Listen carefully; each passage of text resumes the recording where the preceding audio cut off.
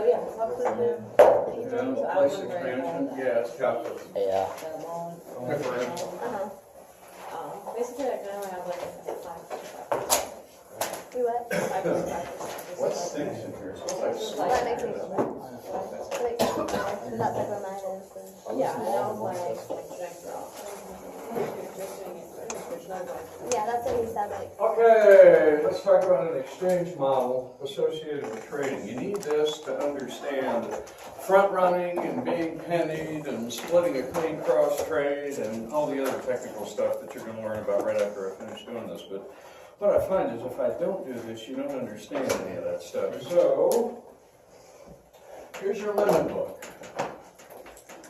Yeah, we'll make you a market maker in the over-the-counter market for right now. Because again, you know, the objective here is to learn how to, in turn, maintain a bid-ask spread and learn how to trade from that spread. Because you've got to understand this in order to understand how a central limit order book works, how front-running works, how a step-ahead trade and a trade-ahead trade works.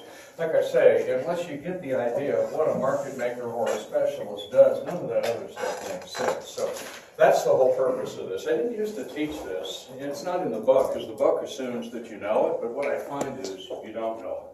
So let's say that on the ask side, here's your ask limit book. So you got an order at 23, at 22, and let's say the best or the lowest order that you've got in the limit book is for 21 bucks.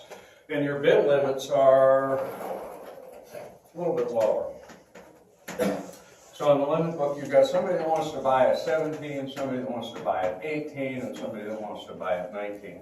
Those are the endpoints in the limit book. And again, remember, you're a market maker rather than a specialist, so I'm assuming this is not a central limit book. This is your limit book, your proprietary book. And we'll go back to the old days where only you could see that particular limit book. Well, if you can see that and you're the market maker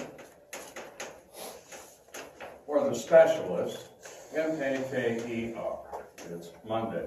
Where are you going to set your spreads? And again, let's start out with a case where your spreads are an eighth rather than your spreads being decimalized. One of the things this is all about is understanding how decimalization in turn compresses spreads. But let's go back to the old days when a tick was an eighth. Remember, a tick is the minimum price change that's required under price time priority trading to move the market. I just said some technical stuff that you need to understand. Remember, the idea behind a market is the rule associated with stepping in front of somebody else to perform a step-ahead trade is that you improve the spread. And so price time priority is what you learned in kindergarten. When you're in line at the drinking fountain, you have priority unless somebody cuts in front of you and gives you something in return for cutting in front of you. Well, in the market, that means you pay a higher price. And so the price time priority rule associated with the market is if I'm in line before you are and you bid or ask the same thing that I do, you get in line behind me. Now, there's a price priority too, which says that if you want to step in front of me, you've got to in turn outbid me to take the trade away from me. So, you know, an exchange model where a bid-ask spread defines the market is controlled by this rule we call price time priority trading. You read about that in some of the reading that you were doing. So, under a price time priority rule, which is implicit in the way an exchange model works, and an eighth of a dollar represents a tick, that is 12.5 cents. How do you set your spread based upon your limit book if you want to take the trade from the book under the price time priority rule?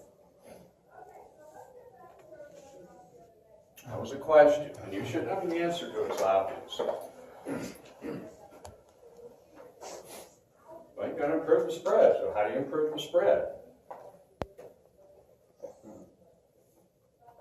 You need to bid above the bid price. Okay, what do you bid? Well, obviously. You said an eighth. Now, what do you bid? You said an eighth, right? Yeah, tick's an eighth. So an eighth of a dollar. Yep.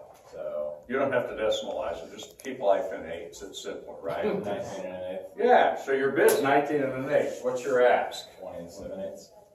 19 and an eighth is what you're going to bid to take the trade away from the book. What you're asked at 21, you dot down to 20 and 7/8 to be able to take the trade away from the book. In other words, you narrow the spread. A couple of points of interest associated with how the exchange model works. I don't have to improve the bid and the ask at the same time. I can just change my bid price or change my ask price. But in order to take the trade away from the limit book, I got to outprice the limit book. Now, why wouldn't I bid 19 and a half, or 19 and 3/4, or 19 and 7/8? Why did you bid 19 and an eighth? Because it's unnecessary. Because you wanted to maximize your profit, and it's unnecessary to bid any higher than you need to bid. So why buy and take the trade away from the book for a much higher price when you can grab it for an eighth? See how when you have access to the limit book and other people can't see the limit book, you can be a profit maximizer? That was the incentive to the specialists in the old days, back in the days when the market had a private limit book. So only the specialists saw the limit book. The market didn't. So the specialists knew how to compress the spread and maintain maximum profit. Now, let's change this example a little bit so that it's a specialist example rather than a market maker.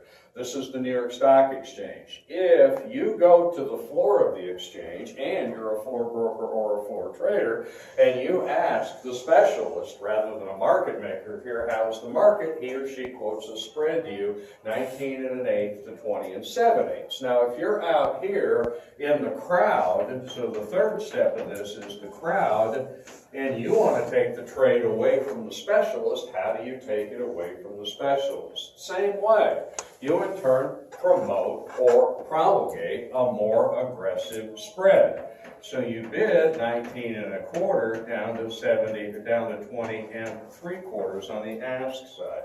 Now, what happens is the crowd gets thicker and thicker and thicker. That is, there are more and more people that are out there competing to buy or competing to sell. The spread compresses, right? And the market becomes more efficient. That's why markets are natural monopolies. Because the market that has the greatest volume has the tightest spread, and the tightest spread is the most operationally efficient market. Because the transaction cost, that is the difference between the bid and the ask price, in the market that's most active is that market that's biggest, that's got the largest volume, that's got the deepest amount in terms of number of securities that are traded. That's why when you got into that David Shaw article, Shaw turns the model around and says, why should the exchanges charge people to execute trades on the exchange? It should be the other way around. They should be paying for trades rather than charging for trades, because the value associated with building volume accrues to the market that has volume. And so notice what happened when you get into this world where the New York Stock Exchange is no longer a monopoly.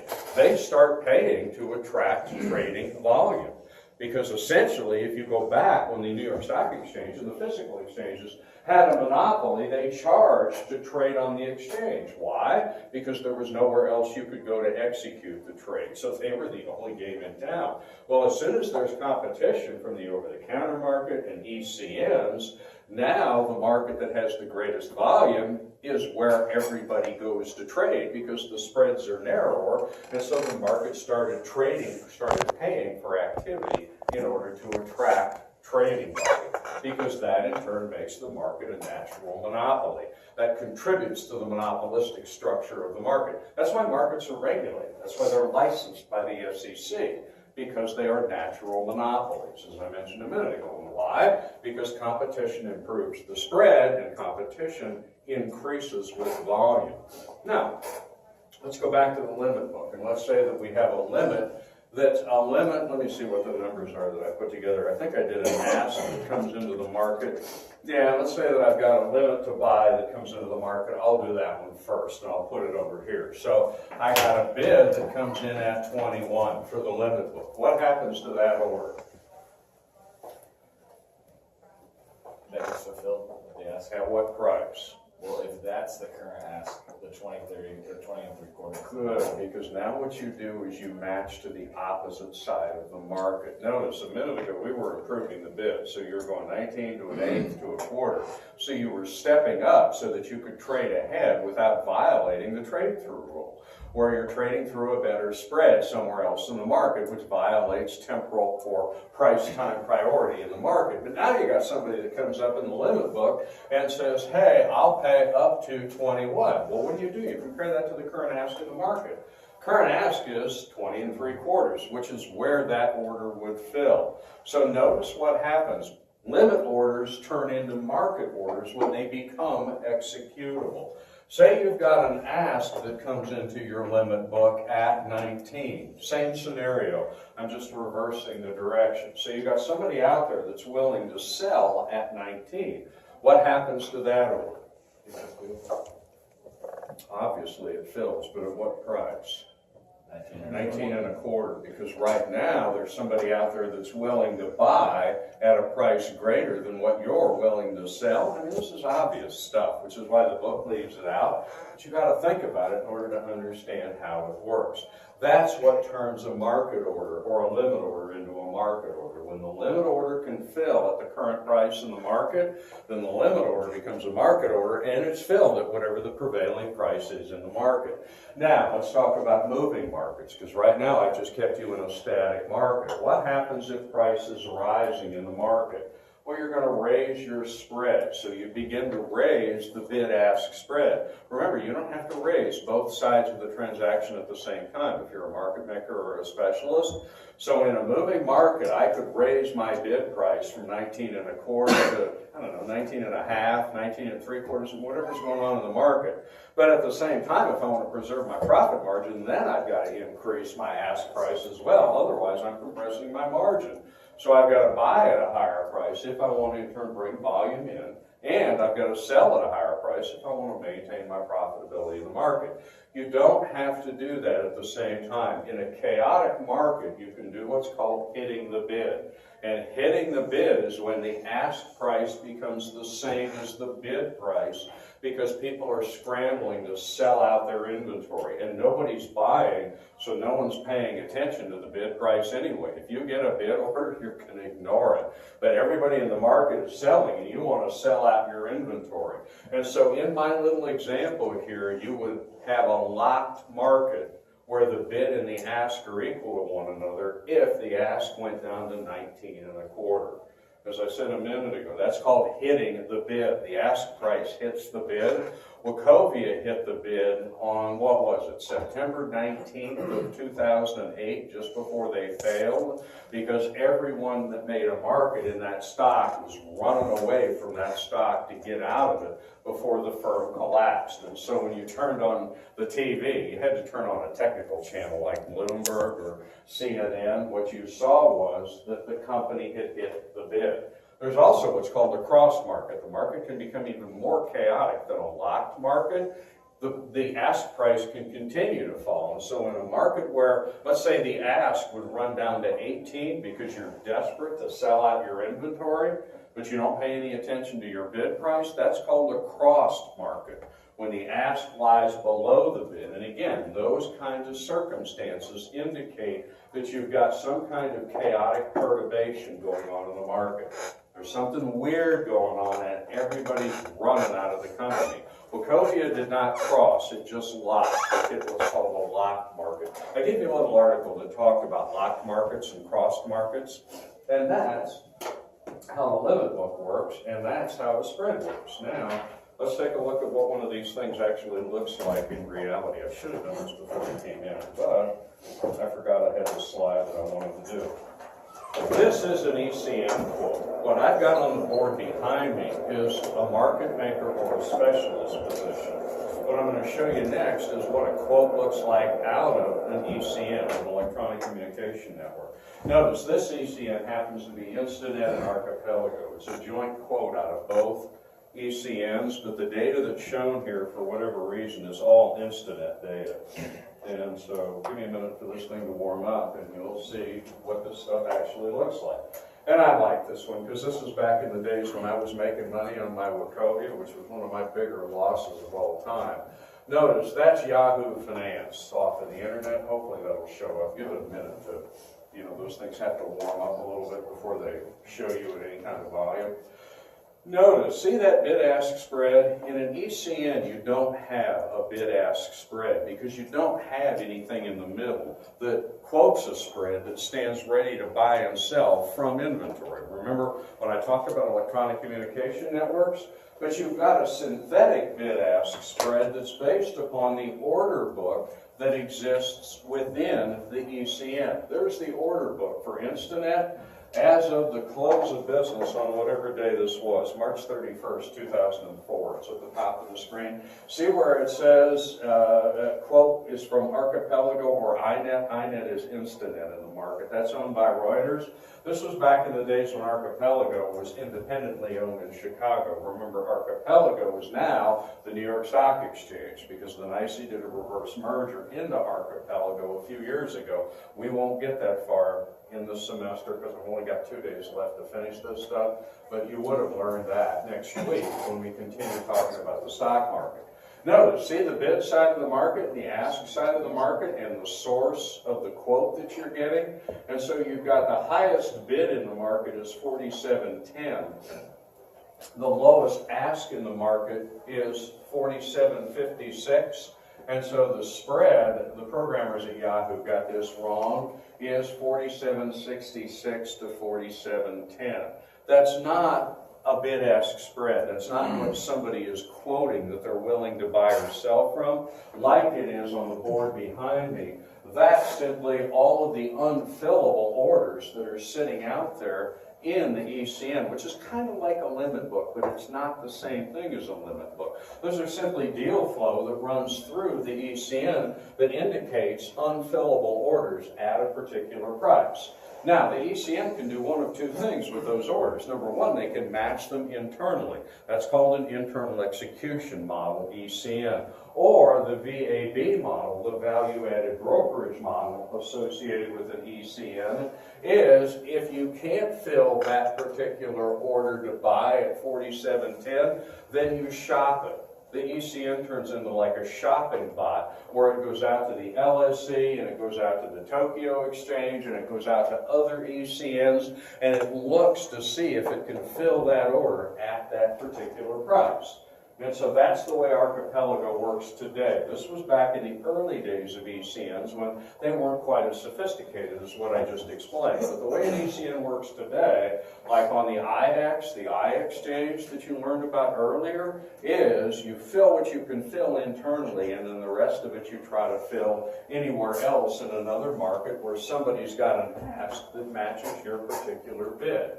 And notice, if you go back here, this is an end-of-the-day trade. And so what you're seeing is Wachovia was at 47.05 at 3:59 p.m. on this particular day. This particular day was, it's shown at the top here somewhere. Where'd the date go? There it is, March 31st, 2004. Notice, I pulled this off the web at 5:20 p.m.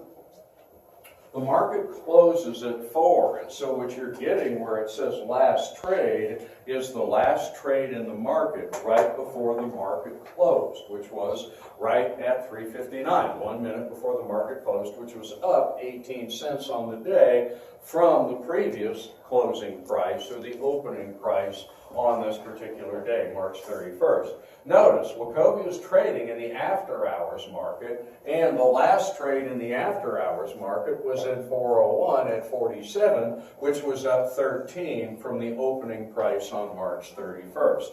And so notice, the next trade that occurred after the last trade on the New York Stock Exchange was down 5 cents from the 47.05, which happened right before the NYSE closed. The stock dipped a little bit in after-hours trading when it moved over to the electronic market, because this was a trade on the physical exchanges, or when the physical exchanges were open, is a better way to say that. It was actually a trade on Instinet. This was a trade in the electronic exchange. Where? I don't know. You know, it could have happened in Archipelago, it could have happened in Instinet, it could have happened someplace else in the market. But notice, in an electronic world where Rule 390 doesn't exist anymore, these trades don't have to take place on the floor of the New York Stock Exchange, which is why you see all this activity on Instinet in this particular stock. Wachovia is a NYSE listed security, but it doesn't have to trade on the NYSE during the day. And so you've got a real-time market quote from an ECN. ECNs do the same thing that the market does, but they don't have a limit book.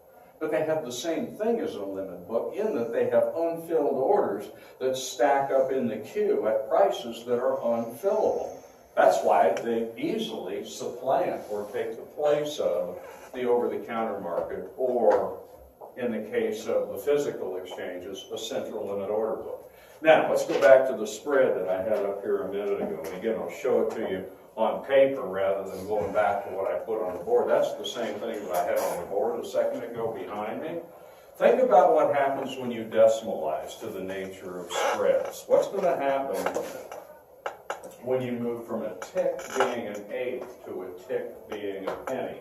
And the answer is, it's easier for me to step ahead of you because I only need to improve the bid by raising the price 1 cent rather than 12.5 cents, or I only need to improve the ask by lowering the price by a penny rather than by 12.5 cents. That's what it means when we say being penny.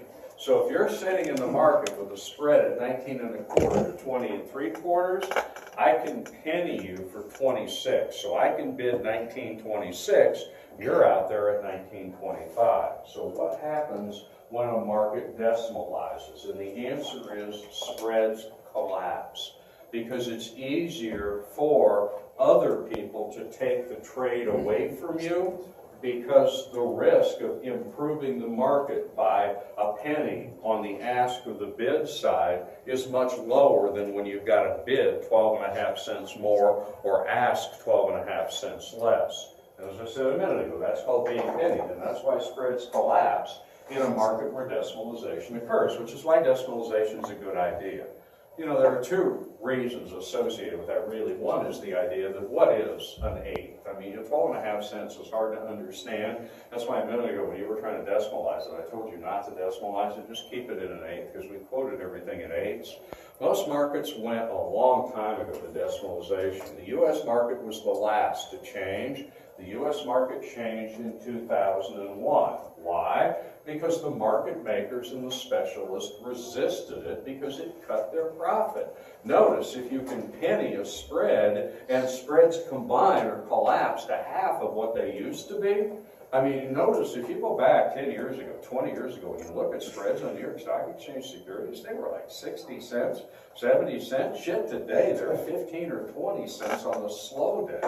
So the idea is the people inside the market resisted the change because it cut their profitability. So now you can understand what being pennied is, you understand how decimalization improves spreads, and you understand the idea that market makers and specialists resisted the change. That's what I want you to get out of this.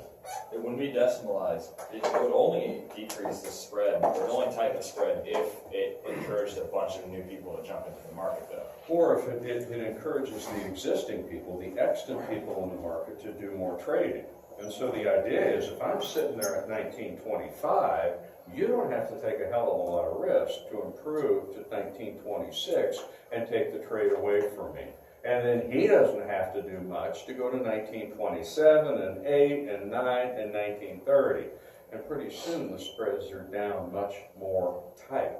Because essentially, in the old days, in order to get in front of you on price, time, priority trading rules, I had to beat you by 12.5 cents. That's a lot of money. Again, nobody buys one share of stock, and so we're looking at bidding for a lot of stock or asking you got to take a real haircut in terms of the price at which you're going to sell or the price at which you want to buy if the spread's 12.5 cents. Now, do you understand the odd eights pricing scandal? You understand why the NASDAQ market makers colluded to avoid odd eights pricing? Because when you avoided odd eighths pricing in a de facto way, what did you do? You set the minimum tick to a quarter. Well, when the minimum tick is 25 cents, you were fat and happy because your margins were really wide. And it's illegal, but they didn't admit it until the FBI went undercover and caught them doing it. So, as I told you earlier, you read an article about the odd eighths pricing scandal, and in exchange for that collusion, which is patently illegal, that's insider trading, and they got them under RICO. And so under the RICO statute, what that means is you give up 3 times the amount of excess profit that you would have otherwise earned. So kiss the house in Florida and the boat and the Ferrari and all that other shit goodbye. And, oh, by the way, you're going to jail and live next to Bubba for the next 20 years to be his happy little boy toy. That's what got those guys to change their tune and start taking orders through sows and not ignoring what they saw on the net. Because before that, they wouldn't admit it. You know, when I come up to you and say, gee, I don't think you're pricing it odd eighths. Oh, I am too. You know, again, they lied. So we're assuming that there's some price in between a quarter and 3/8 that we prefer to have an ask or a bid, and by decimalizing, we allow ourselves to price there. You really want to own the stock. This is like when you were buying Wachovia a few weeks ago, and where was Wachovia? 35, 36, 37. You see where it is today? 53, 54. So the idea is, back then, if you really wanted to own the stock, and it's at 35 and a quarter, I'm just making up a number, you'll go 35.26. Somebody else is going to go 35.27. You don't know exactly what it's worth, but you know it's a good stock to buy. And so you've got pressure in that market that would elevate the bid. Well, as the bids moved up, you know, you wouldn't have the ask moving down, but you'd have the ask moving up because you're in a moving market with the stock. So I can only show you this one on the bid side.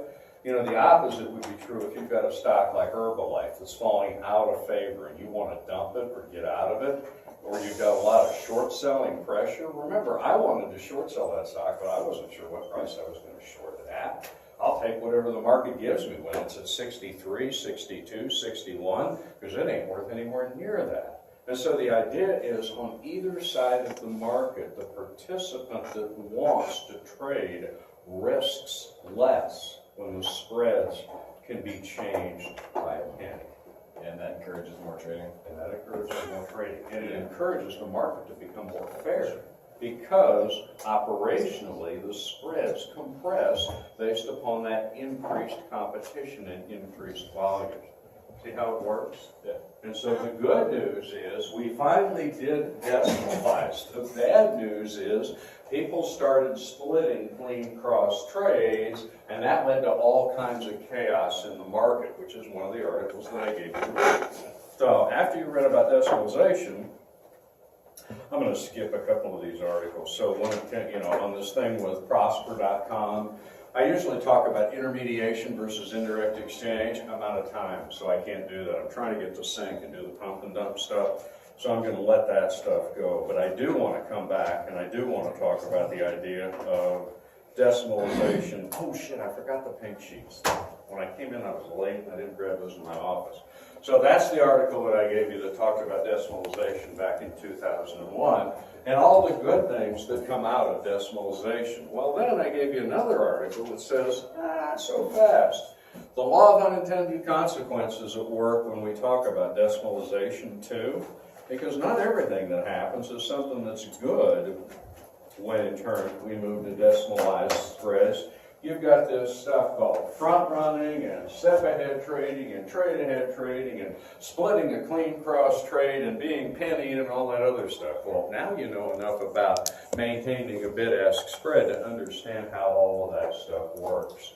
And so this was the article that got a little more technical with you and said, wait a minute, when the New York Stock Exchange moved to decimal spreads, things that were dysfunctional in nature started happening that no one had anticipated. So one of the things you got to do in a competitive market where things are dynamic and changing and people are trying to compete with one another to make money, you got to think through the consequence of some of the actions that you take before you take them.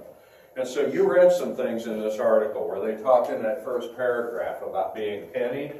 and splitting a clean cross trade that you didn't understand when you read them, because you needed to talk about that bid-ask spread model that's on the board behind me before I talk about this stuff. First of all, let's talk about what is front running, what is a step ahead trade, what is a trade ahead trade, and what those things represent. I'm building a foundation so you understand being pennied and splitting a clean cross trade.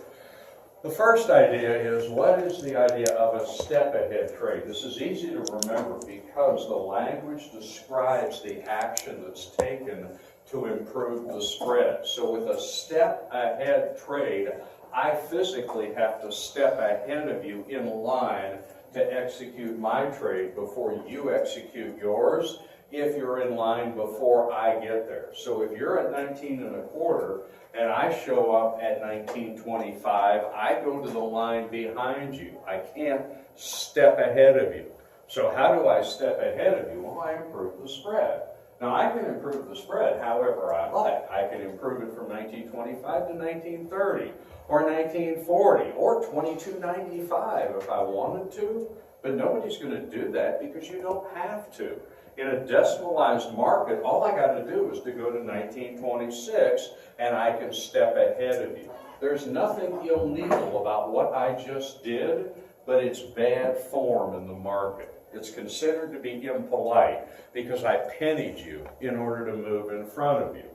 And so you're thinking, what did that asshole do? I mean, if he wants to get in front of me, improve the spread by something substantive, but don't penny me. As I said a minute ago, what you've done isn't violated law. It doesn't violate law or regulation or anything like that. It's just impolite. And so the idea is, if you're going to step ahead, do something substantive to get in line in front of me. So you've kind of violated the ethics, just the culture of the exchange. Well, that's the idea of a step ahead trade. Now, what's the idea of a trade ahead trade? A trade ahead trade is completely different from a step ahead trade. A trade ahead trade is when I'm at 19.25 and I trade ahead of you at that particular price. That's illegal because it violates price, time, priority trading. You were in line before I was, so you have temporal priority at 19.25. If I trade ahead of you, that's not just bad form. That's a violation of the exchange regulation. But is it front running? And the answer is not necessarily. So the severity of the crime depends upon my motive for trading ahead of your trade. If I trade ahead of you just because I'm being shitty and I want to trade ahead of you, that's not front running. Front running is if I know something's about to happen off the floor of the exchange, or if I use some form of inside information to know the stock is about to move, and based upon that expectation that the market's going to move, I put my trade in front of your trade. Generally what you find with a front-running transaction is this is done by market makers and specialists. And so they see deal flow in the market. They see volume coming into the market. And if they see volume building in the market, in the limit book, on either the ask side or the bid side, and then they trade ahead of an extant order in the market, that's front-running. And so the motive for trading ahead of your trade based upon some knowledge that the stock is about to move and I want to have a position in that stock, that's front running. Front running is insider trading. That's a violation of RICO. On the other hand, a trade ahead trade isn't just impolite, it's a violation of the market regulation, but if I'm doing it not based on